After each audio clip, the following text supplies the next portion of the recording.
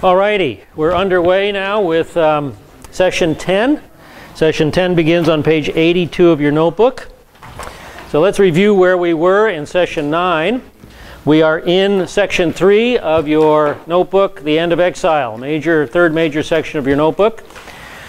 Last week we started talking about the first Zionist Congress, where Theodor Herzl was elected president of the Zionist Congress. This is that very famous picture of Herzl. Now, after the Congress, he wrote in his diary a very telling statement. He said, if I were to sum up the Basel Conference in a single phrase, which I would not dare make public, I would say, and of course we all know why he didn't want to make this public, because it was a very arrogant statement. In Basel, I created the Jewish state. And I think he has just usurped the glory of God there, and he's violating Proverbs 16:9. Proverbs 16:9 reminds us that the heart of man plans his way, but the Lord establishes his steps. And you know, if you've read Der Judenstaat, the Jew state, you see that it is a plan. It's a plan to create the modern state of Israel. But the modern state of Israel wasn't created along the lines of Der Judenstaat, believe me. It was a plan. The Lord was in charge. Now in his plan, political Zionism, his first step, Herzl's first step was to go to Kaiser Wilhelm II and try to convince him to stand on their side and ask the Ottoman Empire for some territory. Kaiser Wilhelm was not interested. Then Herzl went to Sultan Abdul Hamid of the Ottoman Empire. Sultan Hamid was not interested. At that time, we also learned that the Jewish National Fund was created for land purchases in Israel. And Rabbi Samuel Moliver began the Mizrahi, or religious movement within Zionism. And remember, the two forerunners of Mizrahi were Judah Alkali and Zvi Hirsch Kalischer. They were really the forerunners of this whole movement that's still in existence today. Herzl then went to British Colonial Secretary Joseph Chamberlain. Remember, he's a political Zionist, so he's trying to establish the state on political grounds. And he said to Joseph Chamberlain, he said, you know, Israel is our ultimate goal, but we're not getting very far in obtaining permission to get the land of Israel. So could you just let us have Cyprus for an island in the night, an asylum in the night? Could we immigrate to Cyprus? Chamberlain said, nothing doing. Herzl said, well, how about Al-Arish, the northern Sinai Peninsula? The Egyptians said, nothing doing. At this point in time, Herzl was extremely depressed. Zionism was getting nowhere. This is when he began, where he wrote the book Alt Neuland, you know, Old New Land, which ends, the very last phrase, depending how it's translated, is, if you will it, it is no dream. So you see, Herzl's mind has still not grasped that God is in charge here. Because remember Proverbs 16:9, the heart of man plans his way, but the Lord establishes his steps. It's not if you will it, it's if God wills it. You know, we can have our plans, but it's the Lord's will that's going to prevail. And he had no concept of that idea. Well, after the rejection by the Egyptians, Herzl went back to Chamberlain, and Chamberlain surprised him. Chamberlain said, we know that Israel is your ultimate goal, but how about an asylum for the night in British East Africa? Ta-da, down there. Well, Herzl first rejected that idea until the Kishinev pogrom occurred, in which he felt that something had to be done for the Jewish people, and so he proposed the East Africa proposal to the Sixth Zionist Congress, and it split the Congress right down the middle. Right down the middle. At that Sixth Congress, a young man, Vladimir Jabotinsky, was a delegate, and he was enthralled by Herzl, and he became a very articulate supporter of political Zionism. We'll see Vladimir Jabotinsky show up again in the future. Well, the Sixth Zionist Congress and all the stress that came out of it took its toll on Herzl's fragile health, and he died shortly after the Sixth Zionist Congress. He was buried in Vienna to a tumultuous burial, and then in 1949 his remains were transferred to Mount Herzl in Israel, where his remains are today.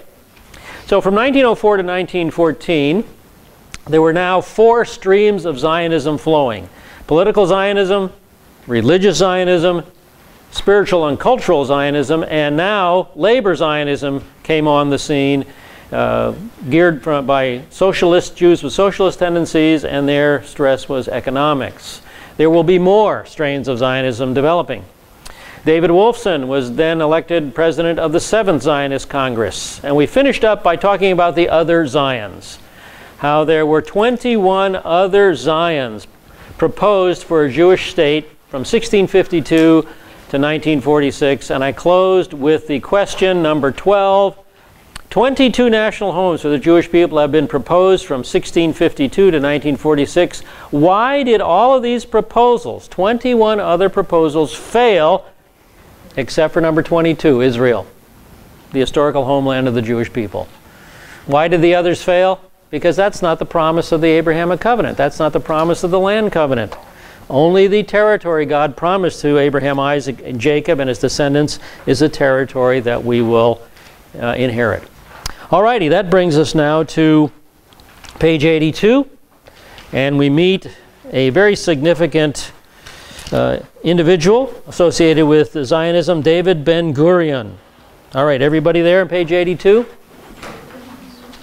In 1906, a 19-year-old Polish immigrant named David Green arrived in Jaffa Harbor. He would change his name, and subsequently he would become the single Jewish person most fully identified with the Yishuv. I think David Ben-Gurion did more for the modern state of Israel than Herzl ever did. You know, I just think Herzl gets much more press than he deserved. And here is a well-known portrait of David Ben-Gurion in his midlife. And you have that portrait in page 82. The name that he adopted was David Ben-Gurion, from David Green. And every facet of his life reflected a stage in the history of Zionism. In the years before 1914, he labored as a farmhand in the orange groves, the citrus groves. In World War I, he served in the Jewish Legion. And here's a picture of young David Ben-Gurion in his British Army uniform as part of the Jewish Legion in World War I. After the war, he became the leader of the political party Achdut HaAvodah, the Labor Party. He also became the Secretary General of the Histadrut, which was the labor union. We'll talk about it when it gets formed. In 1935, he was elected chairman of the Palestine Executive of the Jewish Agency. And he would therefore find himself thrown headlong into the world of statesmanship, of politics. But Ben-Gurion was no suave politician. He was no suave diplomat. He was totally unlike Herzl. Herzl was that extreme opposite of him. Herzl was that sophisticated politician. In heart, Ben-Gurion remained a tough union leader, forceful, outspoken, stubborn. He looked the militant role he was to play. Short, stocky, his hands calloused, his face hard and weather-beaten, and a gigantic chin thrusting belligerently forward. And there, I felt that picture describe Ben-Gurion to a T. Isn't that description of him very adequately portrayed in this particular portrait? And again, the portrait, while it epitomizes that description, also epitomizes the fact that he is the exact opposite of Herzl. Now, watching the screen here, there's David Ben-Gurion, and there's Herzl. Herzl, tall, suave, well-kept. Ben-Gurion, short, stocky, unkept, you know. These two guys were the exact opposite, but which one did God use the most? you know? Yeah. The simple man. The man who the world would not look to. The world will look to a Herzl. But God used David Ben-Gurion. Quite an interesting guy. That's why his name was David. David, yeah. He had to fight a lot of battles, yeah. All righty. Now his colleagues remembered a single-minded devotion to the cause of the Jewish national home that approached fanaticism. A total disinterest in material comforts. He's buried in when he retired from the prime minister, he went to a little tiny kibbutz in the Negev, Zadeh Boker, and he just was a kibbutznik, and he's buried there now. He doesn't have a mountain named after him. He doesn't have a big black slab over his grave. Just a simple man in a kibbutz. He had a total disinterest in material comforts and a lack of personal vanity. And you always see his haircut, don't you? He's well combed there, doesn't it? Say again? Kind of like Einstein, yeah. A lack of personal vanity that was not to be confused with indifference to authority.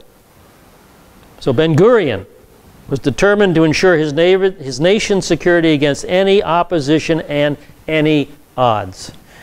Now, I've told you about this book before, Jewish Humor by Rabbi Joseph Telushkin. In this book, he cites a Ben-Gurion joke. So we'll take a look at a Ben-Gurion joke. And I didn't get the page number. An American Jewish, presumably apocryphal story, he writes. When President Dwight Eisenhower met with Israeli Prime Minister David Ben-Gurion, the American president said at one point, "It is very hard to be the president of 170 million people." Ben-Gurion responded, "It's harder to be the prime minister of 2 million prime ministers."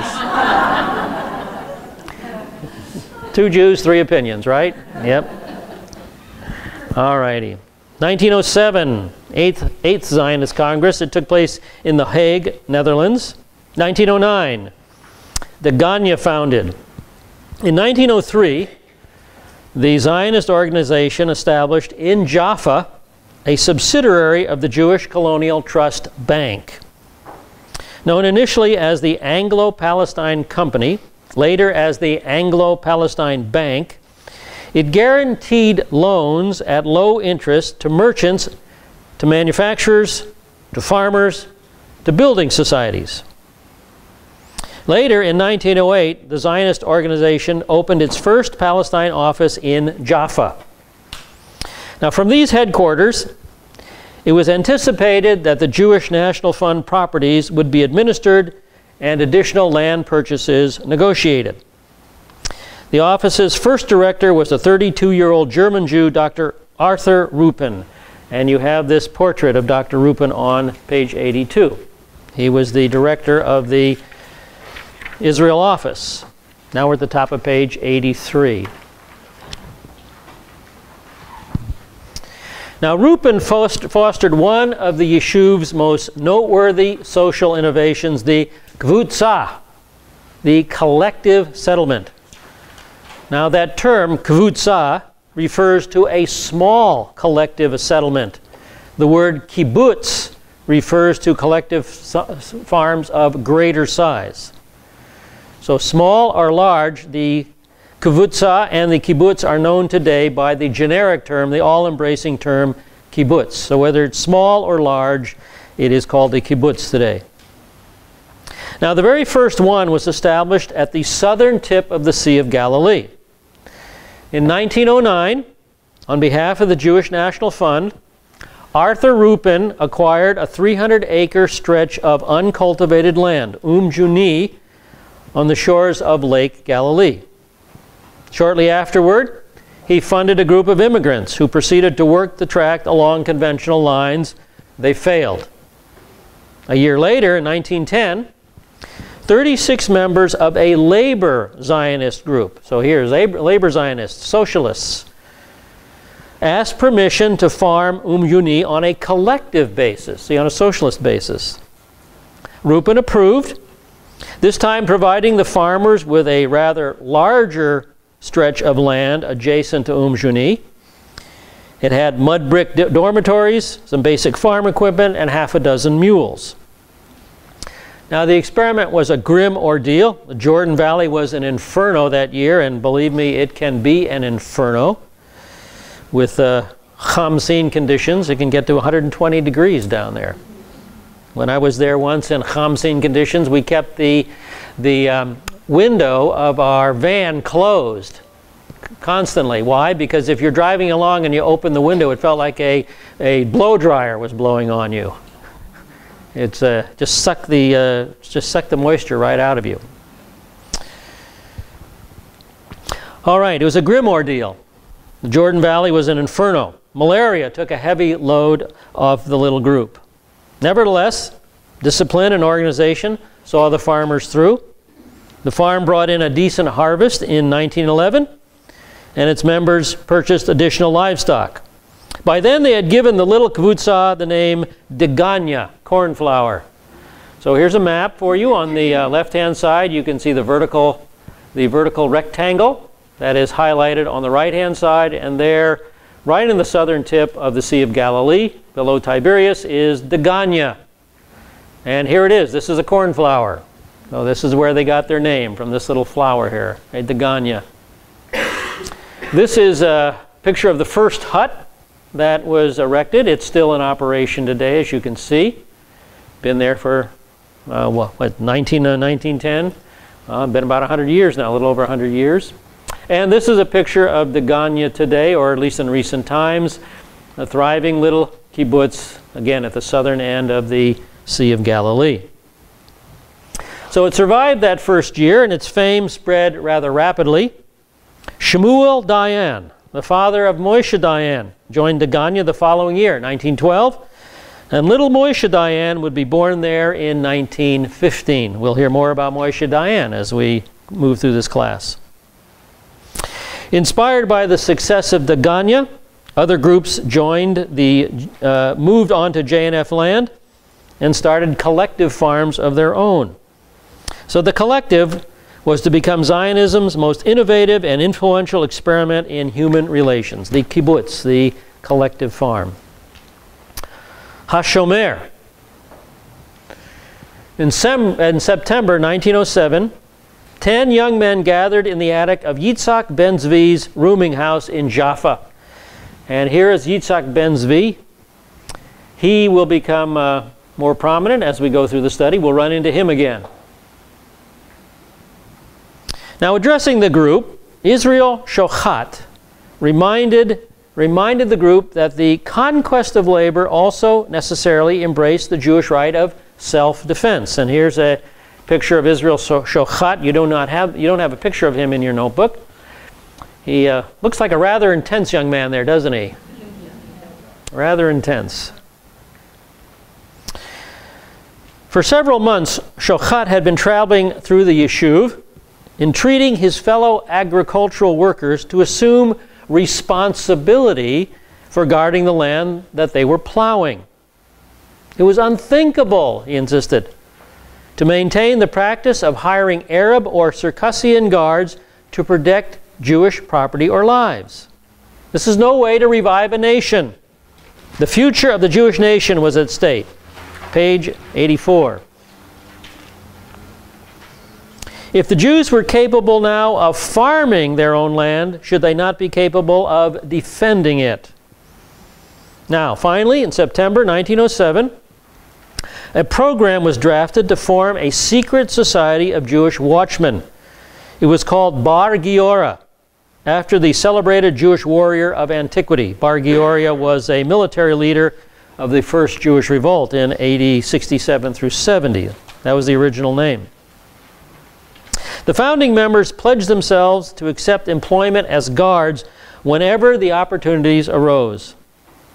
They resolved as well to speak only Hebrew and to live together whenever possible on a collective basis. It was the Bar Giora members who pioneered the Kvutza at Segera. It was at Segera, too, that the would-be Jewish guards requested jobs as watchmen from the manager of the neighboring farm school. the manager, the man proved skeptical. And so the young activists proceeded to steal a mule from under the nose of a hired Circassian guard and then return it on the following morning. So the director was convinced they would do a better job. And from then on, the farm remained under Jewish protection.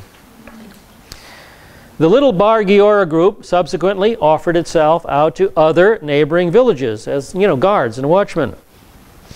Soon, the Jewish village of Meshka ventured to dismiss its Moroccan watchmen and hire 2 of the Bar Giora group. With 2 villages won over by 1909, Shochat and his friends recognized that a small clandestine society no longer was adequate. Additional watchmen were needed to offer protection elsewhere throughout the Yishuv. So to achieve that goal, Bar Giora was reincarnated under a new title, HaShomer, the Watchman. Its new charter defined the guild's purpose as a formation of a society of Jewish guards. Top of page 85 now. Question? Just to kind of clarify, that phrase that you used, the conquest of labor, did you mean by that, kind of taking over the land? Yeah, labor Zionism saw that we, through farming and through hard work, we will, plant farms and agricultural businesses and all that. All right, top of page 85. Requirements for admission, this is to HaShomer, were so inflexible that after 2 years, the original group of 8 had increased only to 26. And you have this picture in your workbook. And in this picture, there are 23 Shomerim, 23. So I don't know why there's 23 here. Maybe they hadn't grown to their full strength of 26. But there they are. There they are, 23 of them. Now the training program was exceptionally rigorous for these new candidates. Candidates were drilled in night maneuvers, in scouting, in direction finding, in conversational Arabic. Those few who were accepted into the society were known as exceptional horsemen and crack shots. They were mounted, they were armed, they were brawny, they were confident of bearing, and they evoked respect from the Arabs. Soon all of Lower Galilee came under HaShomer's fold. The settlements of Yavniel and Beit Gan, Menachemia, Sarona, Mitzpah, Kinneret. In 1911, the guild had acquired a foothold in Samaria. They're now moving to the south from the Galilee. From there, its fame spread to Judea, further south. Then westward to the coastal plain, where the large capitalist plantation villages invited HaShomer to take charge of the watch. Few settlers ever regretted their choice of protection. And despite repeated Bedouin attacks, the Shomerim kept security very tight. So other villages subsequently were added to their clientele: Rishon LeZion, Ben Shemen, Be'er Yaakov. By 1914, the Watchmen's Guild operated 4 squads in Judea alone, and they boasted 100 men throughout Jewish Palestine, all on instant call whenever danger threatened. By the eve of World War I, HaShomer's legend of valor had dramatically raised the morale of the Yishuv. Now, middle of page 85, the Tel Aviv is founded. In 1909, from Jaffa, a new suburb emerged that was destined ultimately to become the metropolitan center of Jewish life in Israel. And here's a map. It's a modern map of Israel, but there you can see Tel Aviv on the coast, in the middle of the country, on the coast on the Mediterranean Sea. And this map you have on page 85. Now, Jaffa's Jewish population numbered only 6,000 at this time. Jaffa was a port city. It has a little tiny port in it. And it was squalid, and it was largely Arab. So Dr. Rupin was intrigued by the notion of building an all-Jewish satellite community. With the endorsement of the 8th Zionist Congress, he agreed to lend JNF funds to a private development company, the Achzubat Bayit. That means the Homestead Society. Achzubat Bait is the homestead society. They, in turn, sold individual plots in both Europe and in the Yishuv for future Jewish settlers. And in 1909, construction began on the sand dunes outside of Jaffa's town limits. And here's a picture. We have this picture on page 86. This is the sand dune just to the north of Jaffa. And this group of people are drawing lots for their individual plot of ground. Each person here, each family here, left this meeting with a plot of ground that they would build their home on. So that's the beginning of Tel Aviv, in this sand dune. Now in 1914, a modest community had grown up, encompassing 139 houses and 1,419 Jewish inhabitants. So it's a very, very tiny little village at this time. So the community was named Tel Aviv, Hill of Spring. Hill of Spring, Aviv, spring. The population reached 16,000 by 1924 and continued to explode. 5 years later, 1929, the population was 46,000 Jewish people. By 1939, the population had grown to 139,000. Here is Tel Aviv in the 1930s. Yes, question? Hill of Spring, was that like summer, fall, winter, spring, or yeah, it's this. water? No, spring as in the season of the year. Yeah, Aviv is spring. And so again, here's this picture of Tel Aviv in the 1930s. Look at the traffic. Man, just a few cars, wide streets. Don't you wish you had traffic problems like that? All right. Here is Tel Aviv today. Here is Tel Aviv today. Major population center. In the city itself, there are 410,000 people. And in the surrounding metro area, there's 3,405,000 people. This is the major population center of modern state of Israel today. Now here's another picture of Tel Aviv that I took. Now when I first went to Israel in 1994, the tallest skyscraper in Tel Aviv was the Shalom Tower. It was the only skyscraper in Tel Aviv. There it is, the Shalom Tower. Dr. Fruchtenbaum took us up there. We walked around the observation deck. We looked at Tel Aviv spread out below us. We were the top. Look at it now. The Shalom Tower is just one of many, many skyscrapers that are part of Tel Aviv today. And here's another view of Tel Aviv. Can you see the Shalom Tower there? Can you see it? Yeah, there it is, right in the middle. Just one of a number. And you can see the 4 million people spread out all around that sand dune that started just to the north of Jaffa. Here is Jaffa. That little peninsula sticking out there, that's Jaffa. That's where Jonah left from, right? There is a little harbor there, even today. You can see it today. Jonah left from that little harbor. And then just to the north of that, Tel Aviv began, and it is now the major metropolitan area that you can see today. Quite a change, huh? Are those original houses still there? Yes, some, I don't know how many of the original ones are, but there's the section in 1939, that section is still very much there as well. Question? There must be a lot of bedrock under that sand. They've got foundations of some sort, yeah. I don't know how they constructed it, but it was started out as a sand dune. Of course, it's spread far beyond the sand dune now. Yes, Carol? There is a bicycler in Israel who has been making routes and taking pictures of the countryside, and he has posted it on my son's computer site, and anybody can go in there. There are hundreds of pictures of Israel. Go into GeoLadders and then look for Israel, and you just click on All right, Carol's son's got hundreds of pictures of Israel on his website from a bicycler who's been going around taking pictures. So talk with Carol if you want to get on that website and take a bicycle trip of Israel, bicycle tour of Israel, okay? A virtual tour, right? These days it's a virtual tour. All righty. 1911, page 86, the 10th Zionist Congress. So the 10th Zionist Congress convened.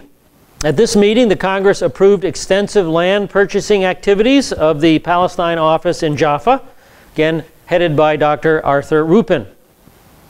Furthermore, the Congress resolved that Hebrew from then on should be recognized as the official language of the Zionist movement. And as a result, the teaching of Hebrew intensified in where? In the diaspora. I'm sure Eliezer ben Yehuda was just hopping around happy about that. You know, all his hard work was beginning to pay off. Question? These Zionist Congress, where are they now? Where are they being held? I don't know. I'd have to look up when the most recent one was held and where. I don't mean today, I meant in 1911. Oh, in 1911. I didn't note that down. All righty, I've got a quarter after, so why don't we pick it up after your break and with World War I. All right, we're going to pick it up now on page 86 in your workbook, 1914, World War I. Question? In all these, several of these Zionist congresses, it says that extensive land purchasing activities was approved. Yes. Did the Congress fund the purchasing of the land? Yeah, that's what the Jewish National Fund was about, and the banks. Yeah, to take those donations from around the diaspora and use them productively for the new nation. All righty, 1914, World War I.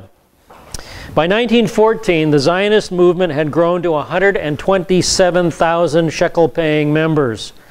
Zionist associations were functioning in South Africa and North and South America. Hebrew schools were being organized. Zionist literature was being translated into many languages. The little blue and white Jewish National Fund box could be found in growing thousands of Jewish homes and hundreds of synagogues. And this is the logo of the Jewish National Fund. And these are the famous, an array of the famous little blue boxes. If you're Jewish, you've seen these things everywhere. They're ubiquitous. Yeah, right, there you go. So these were everywhere in Jewish homes and synagogues all over the place. And even here's the Jewish National Fund logo. What is it? It's the little collection box, you know. So a penny here, a dime there, a quarter there. All of it going to Israel. All that money was to be used to buy and develop land. In 1914, on the eve of World War I, practical Zionism, embracing both colonization in Israel and cultural activity in the diaspora, became a meaningful Jewish force worldwide. So you see the two tracks the Zionists are working on: colonization, very practical track, getting people to the land, and culture, going out into the diaspora and getting Jewish people to embrace their Jewishness instead of assimilating, and therefore encouraging them to come to Israel and become citizens of the new country. So that's the approach of Zionism in 1914. All right, 1915. Refugees from Israel formed the Zion Mule Corps. For all its impressive progress, the Yishuv itself remained the most vulnerable component in the Zionist movement after the outbreak of World War I. Up until that time, the Yeshuv's Jews relied upon European countries to ensure their physical security.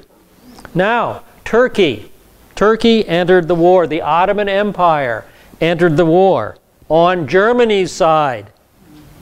And any assurance of protection was gone. So you might want to note that down. The Ottoman Empire entered the war on the German side. So the dangers of Turkish rule became all too apparent due to an increase in government brutality and expulsions. Jews throughout the Yishuv hurriedly began packing their bags for departure. By March 1915, some 10,000 had found asylum in Egypt. Half of them were lodged in refugee camps in Gabari and Mafruza, and they were sustained by Jewish communal funds. Now, it is among these refugees that the first efforts were launched to recruit a Jewish legion for battle service against the Turks.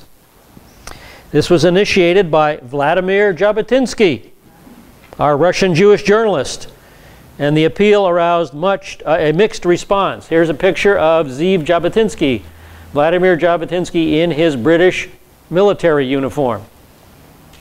So he was essential in beginning this idea. And now, notable among these refugees was Joseph Trumpeldor, one of the most attractive and charismatic personalities of Zionist history. And you have this picture, this portrait of Joseph Trumpeldor in your notebook.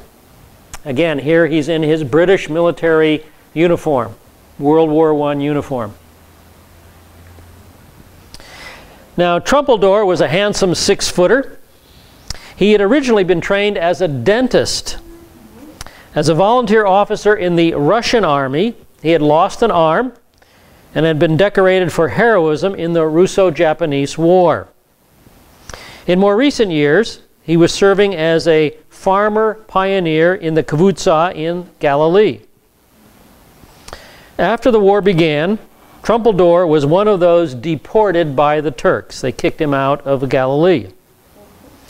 Immediately, he made his way to Alexandria, Egypt, to volunteer for the British Army. There, he met Jabotinsky. They met in the Mafruza camp, and the two promptly collaborated in the effort to recruit a Jewish legion. And here is a recruiting poster of the day. The woman in the middle is Bat Zion, the daughter of Zion. And it's all in Yiddish, and she's saying, "Your old new land must have you. Join the Jewish regiment." Where'd they get that old new land thing? Oit new land, right? Right? Yes. That's exactly where they got that. And so she's saying, Bat Zion is saying, Bat Zion needs you. That's the idea here. There's the recruiting poster. Now, while the British authorities in Egypt were not unreceptive to the notion, they preferred to limit it to a Jewish transport unit for service in an alternative Allied war theater, not in the Middle East. Despite Jabotinsky's initial misgivings, Trumpeldor favored the scheme. As long as the enemy was the Turks, Trumpeldor insisted, any front leads to Zion. Thus, in March and April of 1915, some 500 Jews were accepted for enlistment in a special transportation unit, the Zion Mule Corps, and allowed to wear their own shoulder flashes bearing the Shield of David. They also had other identifying marks. This is the Jewish Legion Veteran Ribbon. So those who were veterans of the World War I received this ribbon as well. And you can see the Star of David and the flag of Israel very prominently in the middle of their service ribbon. Now, their assignment was the Dardanelles campaign. A British officer, Lieutenant Colonel John Patterson, was placed in charge of the force, but its animating spirit was Trumpeldor, now commissioned as a captain in the British Army. Upon disembarkation on the beaches of Gallipoli, the Zion Mule Corps performed credibly enough, and the men leading their supply lines to the front trenches through heavy fire. Now, where's Gallipoli? Here is a map of the area. You can see Turkey toward the south, the Black Sea toward the north, the Aegean Sea on the west there. And here we're zooming in on the area we're concerned about. You can see the Black Sea, upper right corner, the Aegean Sea in the lower left corner, and right in the middle is the Gallipoli Peninsula. And this peninsula, as a narrow strait, guarded the entrance to the Black Sea. That's why it was such a strategic area. That's why the British wanted to control the Gallipoli Peninsula, so they could control exit and entrance into the Black Sea. So that's where the Jewish Legion saw their action. 8 of the troops were killed, 55 others wounded, among them Trumpeldor. Another 150 young Jews from Egypt promptly volunteered as replacements. With the subsequent evacuation of Gallipoli in the winter of 1915, the Mule Corps was among the last of the units to be withdrawn. But its reputation by then had spread throughout the Zionist world. The Zion Mule Corps was dissolved once the Gallipoli campaign ended. So the episode of the Zion Mule Corps appeared on the surface just to be a short and unimpressive detail in the vast machinery of World War I. Unrecognized at the time by British and Jews alike, the episode of the Zion Mule Corps represented the first tentative steps toward developing an Anglo-Zionist collaboration. That's the importance of the Zion Mule Corps. Here, the Jewish community and the British community were cooperating in a military endeavor. All right, page 88, the Sykes-Picot Agreement. And it was the outbreak of World War I that suddenly invested Palestine with new importance in the Allied military calculations. From then on, England based its Near Eastern policy on the central, immutable criterion, the security of the Suez Canal. This was an existential issue to England. Just like the Ukraine today is an existential issue to Russia. Why? What is so important about the Suez Canal? All right, here's our globe. Here's our globe, and we're looking at Africa and the Middle East, and the Suez Canal is located right in this area here, in Egypt and the Middle East. So let's get in a little closer. Now we're in a lot closer. You can see the Mediterranean Sea to the north, the Red Sea to the south, and what is between them? Just a tiny, tiny little isthmus, a tiny, tiny little stretch of land. And so the Suez Canal is built across that tiny stretch of land. Let's get it in even closer. And now you can see it from the satellite picture. You can see the canal itself, that very artificial looking waterway connecting the Mediterranean Sea in the north there and the Red Sea, or the Gulf of Suez, on the south. So there's the Suez Canal. Now, what's so important about it? Well, if you're England, and you're located over here, and your empire stretches around the world, at one time the British boasted that the sun never set on the British Empire. If you're located there, and you want to do something over here in India, which is one of your colonies, what did you have to do? Well, you had to sail totally, completely around the continent of Africa and around the Cape of Good Hope.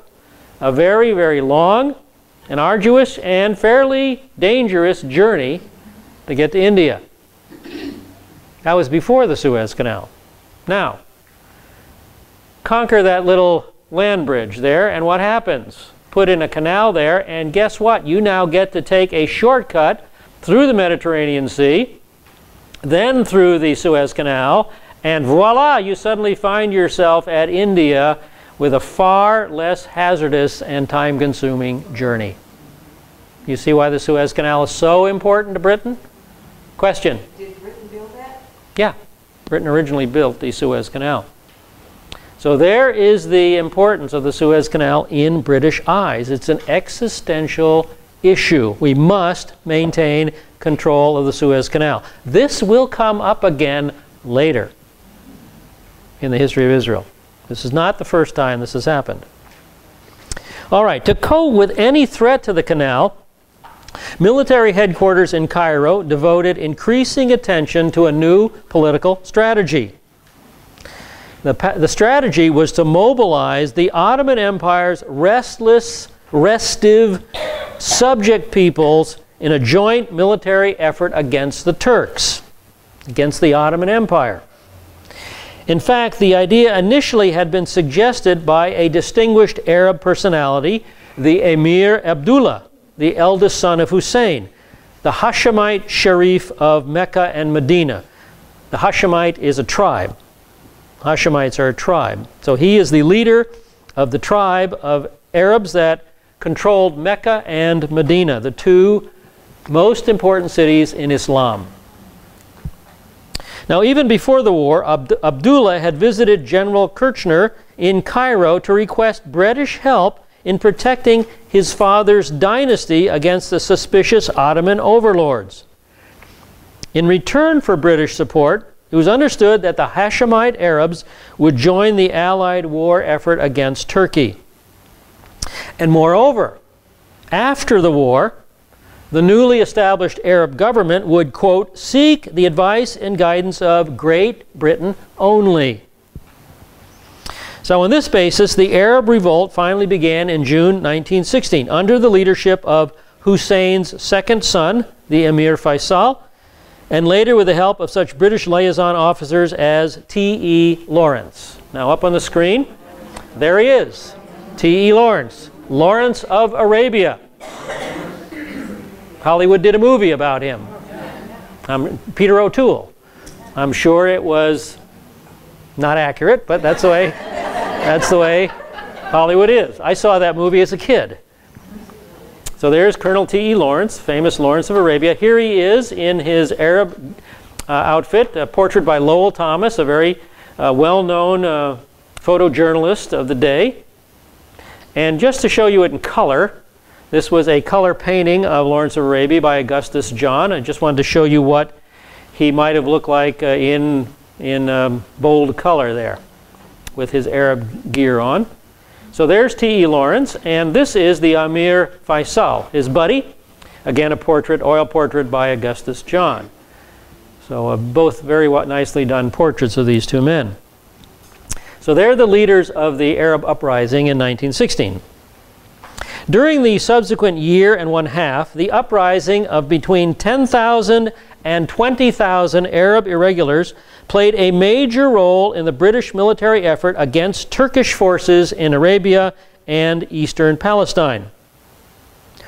And this will become important later on. Keep these things in mind. All of this is building on events that are going to happen, important events that are going to happen a few years down the road. Now, Britain had dutifully informed the French and Russian governments of its agreement with Sheriff Hussein. In January of 1916, Sir Mark Sykes, the British representative, and Charles Francois Georges Picot, the French emissary, reached a meeting of the minds on the allocation of post-war spheres of influence in the Arab world. So they were thinking ahead to victory. And here is Colonel Mark Sykes. He's the one half of the Sykes-Picot agreement. And then here's the other man, his co-conspirator there, Charles Francois Georges Picot. These are the two men who came to an agreement. Here was their agreement.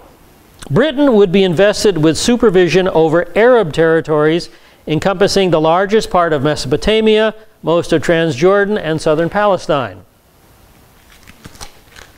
The French would exercise various degrees of influence over southern Turkey, Syria, northern Palestine, and the Mosul area of upper Mesopotamia. So here is the Sykes-Picot Agreement of 1916. The war is not over yet, but they are confident of winning it. And so the red areas are various levels of British control. The dark red meaning British government, the light red meaning British influence. The blue area, two levels of French control, dark blue meaning French rule, lighter blue meaning French influence. The green area, Russian control, and an international zone where Jerusalem exists. Now let's take a look at this a little closer. Let's take a look at the detail of Palestine. Here again, the Sykes-Picot Agreement. We don't have the nation of Israel there. What you see there is the modern boundaries of the modern states. It's the colors that count right now. And so we have the red, which is British control. British control over the Negev and what we call Jordan today. Blue, French control over what we call Lebanon and Syria today. And the purple area is the international zone, consisting of Judea, Samaria, and Galilee, controlled jointly by Britain, France, and Russia. Do you see a state of Palestine there at all? No. No state of Palestine. Doesn't exist. Okay? Was there any rationale for international overseeing of Jerusalem? Yes, because Jerusalem was the holy city, and everybody wanted to control it. So they said, okay, everybody will. You know, if one country controlled it, the others would be mad at them. So international control will cooperate with Jerusalem. They recognize Jerusalem as being a key city to a lot of the world. Right. Oh, yeah, exactly. Yes. Question. In the international zone, what were those? Were they countries or the... Russia, Britain, and France controlled the international zone. That was the agreement. All three would cooperate there. All right, militarily, the Sinai Peninsula and Palestine began to function increasingly as Britain's chosen battlefield against the Turks, against the Ottomans. The Sinai Peninsula offered a more direct and manageable invasion route toward the Ottoman countries. Once this plan of action was agreed upon by the Imperial General Command, in June of 1916, British military headquarters in Cairo set about organizing and equipping a 150,000-man Egyptian expeditionary force in anticipation of a straight-line plunge into Palestine. The force was commanded by General Sir Edmund Allenby, and here is a drawing of Field Marshal Sir Edmund Allenby. He is the commander of this force that is going to strike into Palestine. 1917, Balfour Declaration. At this time, as World War I progressed along, World War I is in full swing right now, Zionism had become well known among some British politicians and statesmen. In fact, the Fourth Zionist Congress, remember 1900, had been held in London, and it had received considerable publicity. So Anglo-Zionism was faring fairly well in England during 1914, during the start of World War I. And one reason for the quality of these Zionist activities lay in the character of the Zionists living in England at the time. Their acknowledged spokesman was Dr. Chaim Weizmann, 40 years old, a chemistry instructor at the University of Manchester. And here you have this portrait of him in your workbook. Chaim Weizmann, Dr. Weizmann. In March of 1916, Weizmann was summoned to London to help solve the shortage of acetone. That's an ingredient in the naval explosive cordite. After 2 years of laboratory research, he accomplished the task by devising a special fermentation process. And it was critical to the British war effort. Now, during this period, the friendships Weizmann made at the highest levels of British government were firmly cemented. Weizmann's efforts as a Zionist were further strengthened by two other advantages. One was the mystical veneration with which many devout Anglo-Saxon Protestants regarded the Old Testament traditions, the children of Israel, and particularly the Holy Land itself. Two of these devout men were Lloyd George and Arthur James Balfour. And here's a picture of David Lloyd George. You have this portrait in your notebook. David Lloyd George. Now, these men possessed a lifelong interest in the Holy Land and its traditions. These men felt deeply Christianity's historic obligation to the Jews. And that debt was compounded by Weizmann's personal services to the Allied war effort, critical services. Against this background of Anglo-Zionist cordiality, Weizmann's allusions to a British protectorate over a Jewish homeland struck an increasing responsive chord among the government officials. The moment of decisive reappraisal in Middle Eastern policy came the last weeks of 1916. when Lloyd George and Balfour became Prime Minister and Foreign Secretary, respectively. The new government recognized that the Sykes-Picot Agreement was not an airtight guarantee for British interests in Palestine. Go to page 90. Perhaps then the Jews, as a client people, might be useful in opening a wedge for British domination, as were the Arabs. Now, Sykes was the official who served as the marriage broker in the progressively intimate relationship between the British government and the Zionist leadership. Sykes met with Weizmann February 7, 1917. By then, it had become Sykes' mission in life to wed Zionist and British interests. Now, Balfour, let's turn to Balfour. Balfour had been nurtured in the Old Testament, and his extensive study of Jewish history had filled him with inner remorse about Christendom's treatment of the Jews. And here is that portrait you have in your workbook of Arthur Balfour. He told Harold Nicholson in 1917, here's what he said, again quoted by Sachar, Balfour, "They have been exiled, scattered, and oppressed. If we can find them an asylum, a safe home in their native land," not Palestinians' native land, not Arabs' native land, in their native land, then the full flowering of their genius will burst forth and propagate. Now, imperial self-interest was obviously paramount in the government's calculations. Yet in Balfour's case, a genuine vein of biblical influence unquestionably strengthened commitment to the Jewish national home. In June 17, 1917, Balfour urged the Zionists themselves to formulate an appropriate declaration. He would submit it to the War Cabinet with his endorsement. Weizmann and his closest associates immediately prepared such a statement, and it was submitted on July 18, 1917. The declaration originally read, here's the original declaration, again quoted by Sachar, "His Majesty's government accepts the principle that Palestine should be reconstituted as a national home of the Jewish people. His Majesty's government will use its best endeavors to secure achievement of this object and will discuss the necessary methods and means with the Zionist organization."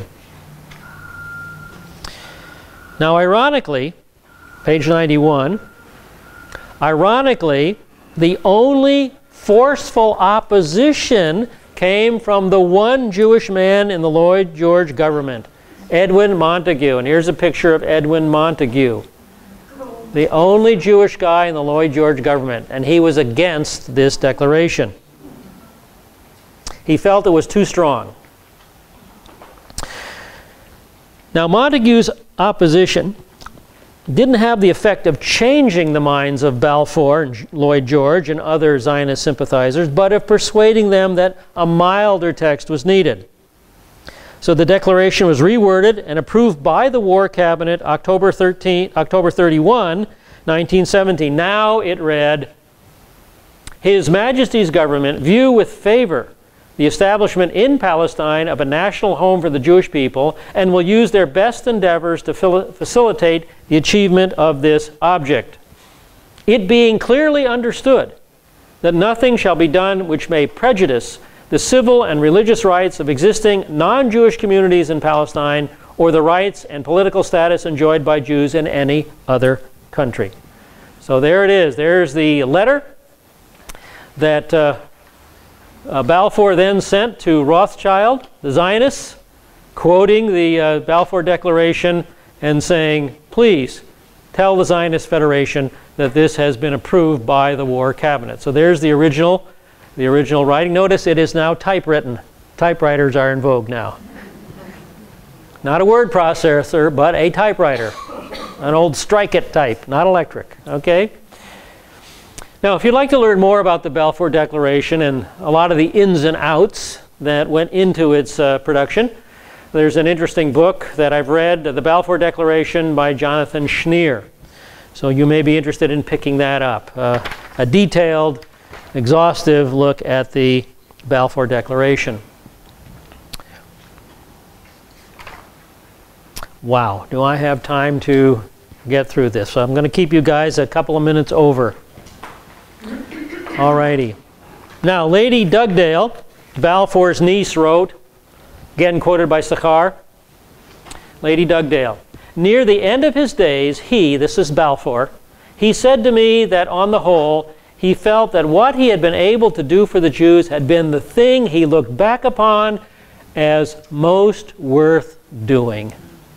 You know, that's because he was a Bible-believing Christian, right? Balfour is his own statement to a friend in 1918. My personal hope is that the Jews will make good in Palestine and eventually found a Jewish state. Lord Robert Cecil declared, our wish is that Arabian countries shall be for the Arabs, Armenia for the Armenians, and Judea for the Jews. In 1920, Winston Churchill, he was the Minister of Munitions at this point in time, he stated, a Jewish state by the banks of the Jordan which might comprise 3 or 4 million Jews. Well, it holds a little over 6 million of us now, I think. In 1919, Mr. Smuts, a former member of the War Cabinet, envisioned the rise of a great Jewish state. Page 92. Prime Minister Lloyd George was quite explicit in his description of the Cabinet's proposal. Here's Lloyd George. It was contemplated that when the time arrived for according representative institutions in Palestine, if the Jews had meanwhile responded to the opportunity afforded them by the idea of a national home and had become a definite majority of the inhabitants, then Palestine would thus become a Jewish commonwealth. The notion that Jewish immigration would have to be artificially restricted, note that, artificial restriction of Jewish immigration, note that, it's going to come up. The notion that Jewish immigration would have to be artificially restricted in order to ensure that the Jews should be a permanent minority never entered into the heads of anyone engaged in framing the policy. Notice the original position. Pay attention to that. It's going to come up later. That would have been regarded as unjust and as a fraud to the people to whom we were appealing. That's the original view of the what do you call it? Of the original War Cabinet. Now here's a quote. This quote is not in your notes, but I thought it was worth adding. It comes from the Jewish Virtual Library. A member of the House of Lords asked Chaim Weizmann, why do you Jews insist on Palestine when there are so many other undeveloped countries you could settle in more conveniently? 21 other, right? Weizmann answered, that's like my asking you why you drove 20 miles to visit your mother last Sunday when there are so many other old ladies living on your street. Okay? That's wonderful. One more. Weizmann's not done yet. I said, now he turns to Balfour. I said, Mr. Balfour, if you were offered Paris instead of London, would you take it? He looked surprised. He said, but London is our own. He said, Jerusalem was our own when London was a marsh. And he said, that's true. That's true. All right, so the result is that the Jews of England are thrilled and grateful. The news of the declaration reached Russia, and it evoked wild rejoicing. Petitions and cables of gratitude flooded in on Balfour and Jewish communities as far removed away as Shanghai, Alexandria, and Cape Town. If the War Cabinet's major objective was to swing neutral Jewish opinion toward Britain, it succeeded beyond all expectations. But you know, the battle over the Balfour Declaration is in full swing right now. The Balfour Declaration is being attacked today. Here's a current Palestinian view of the Balfour Declaration from the Palestinian News Network, August 27, 2013, just last year. British Christians denounce Balfour Declaration, claiming it's one of the greatest mistakes in history. Of course, these British Christians are supersessionists, replacement Christians. The document that was launched Sunday in Britain announced that the Balfour Declaration is a mistake and that it has betrayed the Palestinian people. It says it's one of the greatest mistakes in our imperial history. So the Palestinians are now trying to get the Balfour Declaration revoked. They are not happy with it. All right, well, I've kept you a couple minutes over. We'll pick it up next week on the British capture of Jerusalem on page 92. So let me go ahead and pray, and then we'll turn you guys loose. Father, again, we want to thank you for your work in people's lives. I want to thank you for Lloyd George. I want to thank you for Arthur Balfour. Two men who believed your word, and because of that, stood behind the Zionists, stood behind the Jewish community as we struggled to get back to our homeland. Thank you for them, Lord. Thank you for putting the right people in the right place at the right time. David Ben-Gurion, Herzl, these men, in order to bring the current state of Israel to being. And help us always to remember, Lord, that you will do the same thing in our lives. You will guard our lives and guide our lives, just like you guided the beginning of the resurrection of the modern state of Israel. We thank you for your care in Yeshua's name. Amen. All righty, we'll see you next week.